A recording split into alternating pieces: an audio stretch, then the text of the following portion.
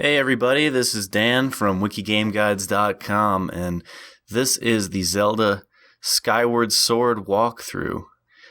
I did a Twilight Princess walkthrough 5 years ago.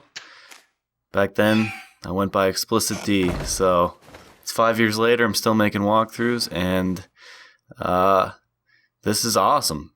Always pumped for a new Zelda game. It's been way too long.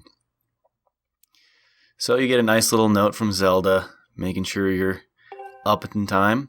You start out a little different this game. You're in a knight academy. It kind of reminds me of like a Hogwarts kind of vibe, and it's pretty cool.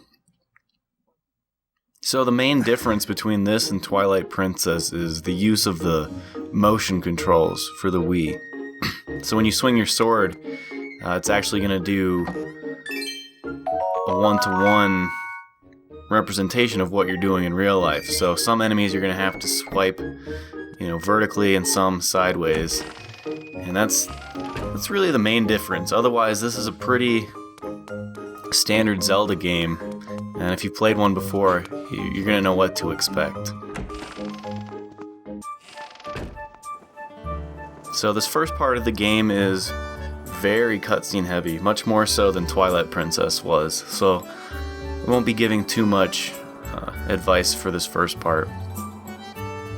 Lots of talking, lots of reading. You have to read in this game, which I guess is good for you. People don't read enough these days. So this guy's teaching you how to lock on to characters. You hold down Z, and then you can lock onto a character that's like above you and still talk to him. Z is the trigger on the nunchuck, the lower trigger on the nunchuck in your left hand.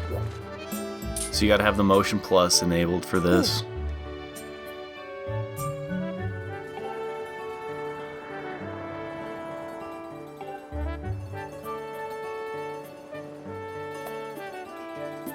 So now he's gonna tell you how to climb up those two boxes right there, and you do that by sprinting up to them.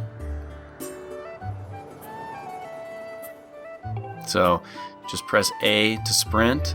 There's the other new thing this time around is the stamina. So you'll see when you run, there's that green circle, and when that runs out, you completely lose your breath and you can't really do anything. So you want to make sure you never run out of stamina, like in the middle of a fight or when you're trying to outrun something or someone. And then for jumping, it automatically jumps. There's no jump button. So just when you come up to the edge of a cliff or a wall, you'll just jump. Which makes it simple, but you can also easily jump off cliffs when you don't mean to. But the good thing is the penalty's not too high. Usually you just lose like a heart, and then it starts you back where you were. You don't have to restart from your last save point. So this is a little tutorial about movement. So there's a little spot where you can kind of hang and shimmy along, and it's good to remember that you can do that, because you'll get in situations where you're like, oh man, I don't know where to go next, and it's because there's one of those ledges and you don't realize it. So be always on the lookout for ledges.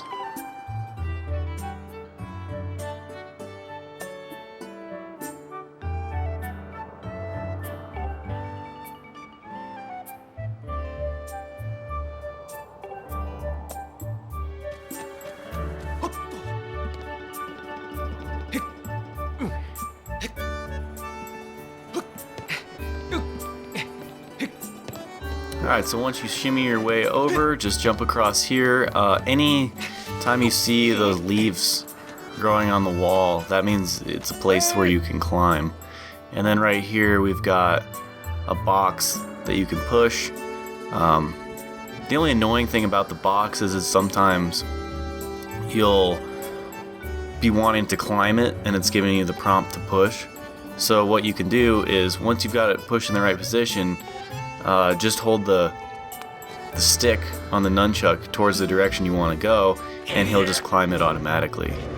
You don't have to press A or anything. But then you do have to press A to get those a little bit higher of a jump. Pick up the cat thing. It's a weird cat. Bring it back to the dude. And then head up and talk to Zelda for the first time.